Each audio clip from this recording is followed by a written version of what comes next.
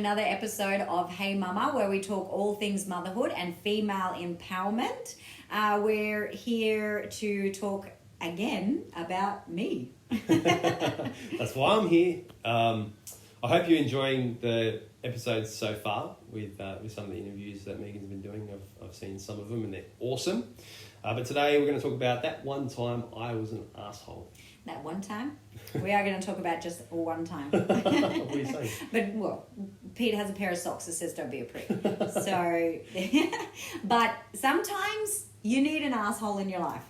You reckon? Yes. Yeah. I would agree. Maybe not at this specific time until hindsight came in. Yeah. However, what was the asshole thing that I did? Okay. So we're driving down in our truck, in our four-wheel drive, down Lansdowne Drive, and I was absolutely exhausted after having a second baby that's not sleeping. I don't feel like I'm getting anywhere. I'm constantly miserable, and I'm trying to not be miserable. I'm fighting that inner battle. I'm trying to be everything for my first baby. I'm trying to be that happy mum, that awesome, fun, energetic mum, but I'm dying inside. Yeah. And then I think I might have been venting to you.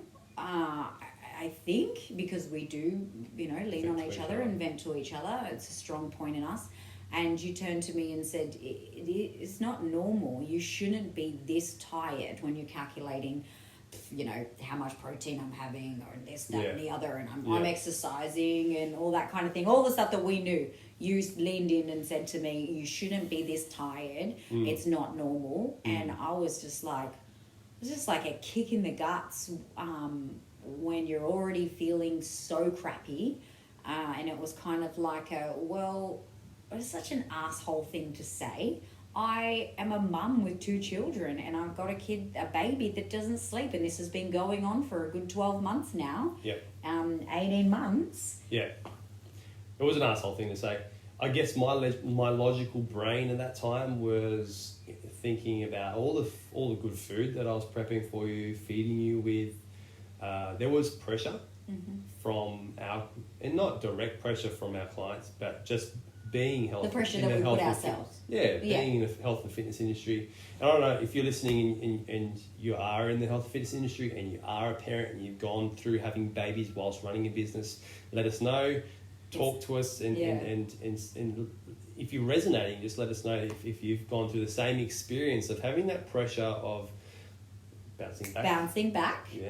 Yeah. Even though I wrote a post stating when I was pregnant, I'm not going to put pressure on myself to bounce back. I'm going to enjoy being a new mama for the second time, right? And we all know that people who post on social media are posting for themselves. They're trying to convince themselves of something that they're posting about, right? Yeah. But anyway, you do feel the pressure. Let us know if you felt the exact same way. Yeah. So in hindsight, I was coming from a logical point of view, and I was like, okay, this doesn't make sense because you weren't eating like 1,200 calories or doing Michelle Bridges post-baby program. Yeah. You were fueled. Yeah. And we even calculated increasing my protein to when I was breastfeeding to make sure that there was enough protein for me and enough protein for the baby. Yeah. We were genuinely doing our best with the knowledge that we had. And so also you being a male, stereotypical male of wanting to fix things. And so in your wording, it was very much, this isn't normal. I should be able to fix this, or we should know how to fix this.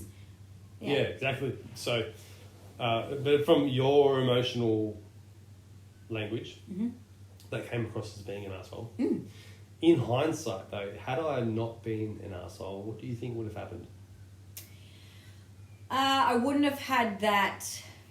We were going to go into the next thing, but I wouldn't have had that mirror up in my face to say to me, for me to actually sit back and have a look about that, even though I thought it was not great to say or insensitive, but I also take it on at the same time. Like there's just that little light bulb moment going on in your head where you sit back and you go, okay, maybe there's some truth to this. And I am a massive truth seeker. Yeah, and we do that a lot to each other. Yes. Like every fight we have, there's some truth behind the comments you're making, and it's abrasive to me, and I'm like, oh, my ego. And then when shit settles down, then I'm like, okay, there's some truth to that. And I think you can say the same for the things that I say to you. Yeah. And I think that's what makes us work so well. Yeah, we are like, as a relationship. Yeah. And then going, okay, I see your point. But this happens in people quite often, like in relationships quite often, and I think a lot of the time as a male, we can be guilty of not being an arsehole or not leaning into those... Sitting back and... Yeah. A very simple one is, hey, honey, do I look fat in this?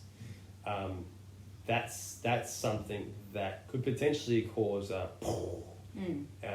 and not advocating for males to be mean, but at some point, there's got to be a bit of honesty in a relationship with people that you love to give them the truth that they are seeking when they constantly ask that question. And by no means were you asking a question then. What I did was pretty abrasive, but I was speaking my mind. But I think that was probably the best thing, the thing that you needed at that time. Yeah, definitely, because it did start the roll-on effect of, okay, I need to seek some help.